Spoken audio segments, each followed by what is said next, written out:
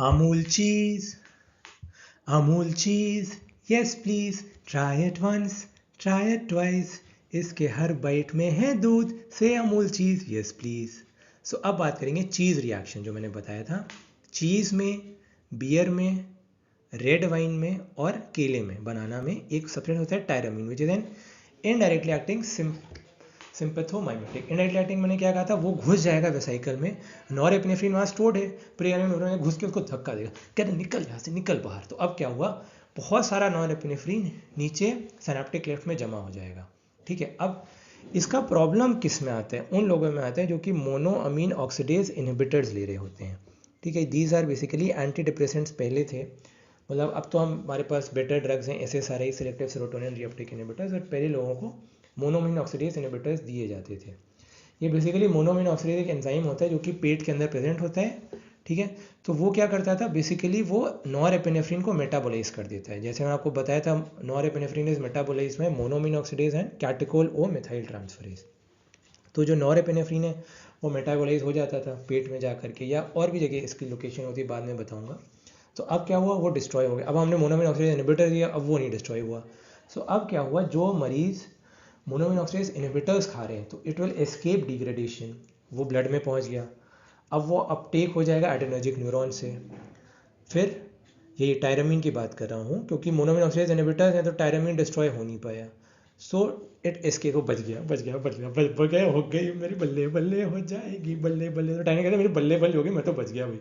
वो पहुंच गया ब्लड के अंदर, फिर न्यूरॉन में जाके घुस करके नॉरएपिनेफ्रिन को धक्का दे दिया.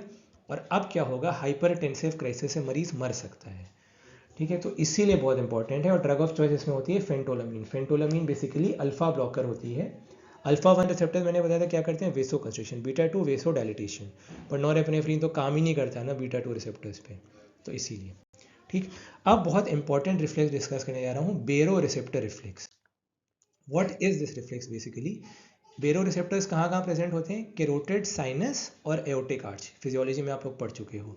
They basically sense the pressure changes in the vessel wall. जब भी ब्लड प्रेशर बढ़ता है तो क्या होता है, ब्लड प्रेशर क्यों बढ़ेगा, ड्यू टू कंस्ट्रिक्शन. पाइप में पानी जा रहा है, पाइप को ऐसे कंप्रेस किया तो पानी और फोर्स से बाहर जाएगा. तो ऐसे ब्लड वेसल को ऐसे कस के दबाया तो और फोर्स से ब्लड जाएगा. तो जैसे ही मीन आर्टीरियल प्रेशर के लिए बहुत ज़्यादा सेंसिटिव होता है, and mean arterial pressure is basically dependent on diastolic blood pressure. It is diastolic blood pressure plus 1/3 of pulse pressure. Pulse pressure is the difference between the systolic as well as the diastolic blood pressure. ठीक. तो ये जब stimulate होते हैं, ये stimulate कर देते हैं वेसोमोटर सेंटर ऑफ मेडुला को. वहाँ से सिंपैथेटिक इम्पल्सेस कम कम भेजता है. अब वो कहता है मत भेजो. तो अब सिंपैथेटिक इम्पल्स कम होगा तो क्या होगा, ऑब्वियसली अल्फा 1 रिसेप्टर वेसो कंस्ट्रिक्शन नहीं होगा, क्योंकि कम सिंपैथेटिक इम्पल्सेस आ रहे हैं. तो आर्टीरियोल्स में there will be vasodilatation. और क्या करेगा वेसोमोटर सेंटर, पैरासिम्पथेटिक इम्पल्सेस को बढ़ा देगा, क्योंकि अब ब्लड प्रेशर बढ़ चुका है. तो अब क्या होगा, रिफ्लेक्स ब्राडीकार्डिया. पैरासिम्पथेटिक इम्पल्सेस बढ़ जाएगा तो हार्ट रेट और कार्डियक आउटपुट कम होगा. सो बेरो receptor reflex is very very important, ताकि आपको एक कॉन्सेप्ट समझ में आए कि जब भी मीन आर्टीरियल प्रेशर, या to be more specific diastolic blood pressure main component होता है. तो diastolic blood pressure is the main determinant. Blood pressure is the product of cardiac output and total peripheral resistance, and cardiac output is a product of heart rate and stroke volume. ठीक है. So total peripheral resistance is mainly determined by the diastolic blood pressure. तो जब diastolic blood pressure shoot करता है तो फटाक से reflex ब्राडीकार्डिया. इसी तरह से इसका इन्वर्स सही होगा कि जब डायस्टोलिक ब्लड प्रेशर कम होगा तब रिफ्लेक्स टैकीकार्डिया होगा. ठीक है. This is a very important reflex. इसे कंठस्थ कर लीजिएगा, क्योंकि आगे जो मैं बढ़ाने जा रहा हूँ वो इसी से रिलेटेड है. ठीक. जैसे effect of adrenaline, nor adrenaline and isoprenaline को हम देखेंगे on blood pressure and heart rate.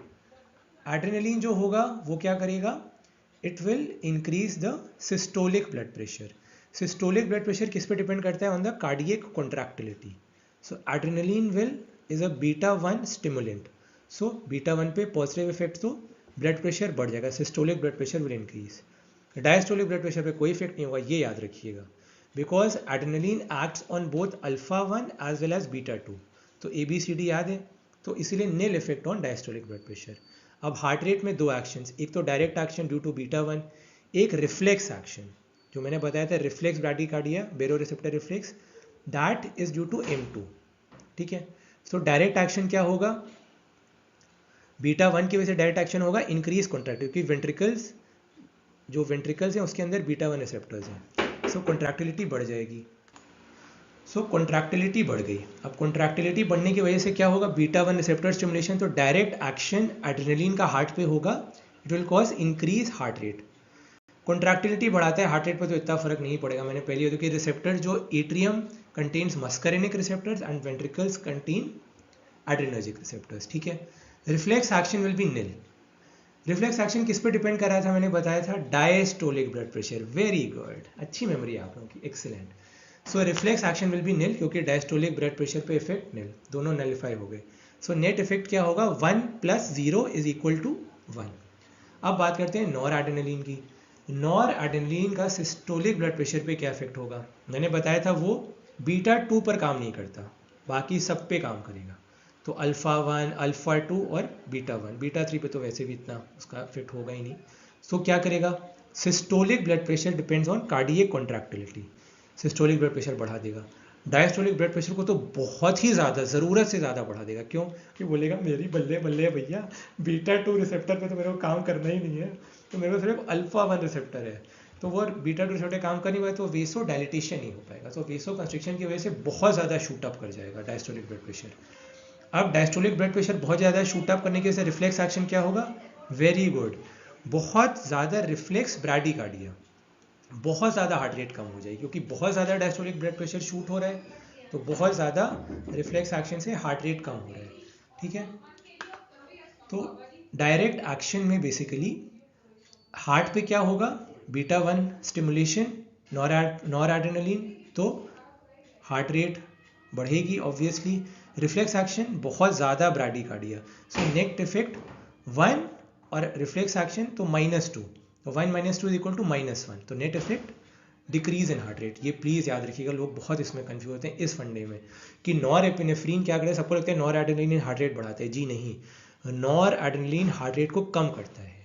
फिर आइसोप्रेनलिन मैंने बताया था बीटा 1 और बीटा 2 पे, अल्फा पे इसका कोई मतलब नहीं, तो वेसो कंस्ट्रिक्शन तो भूल ही जाओ। तो सिस्टोलिक ब्लड प्रेशर को बढ़ाएगा, क्योंकि कार्डियक कॉन्ट्रैक्टिलिटी से इन्फ्लुएंस्ड होता है, तो increases the systolic blood pressure.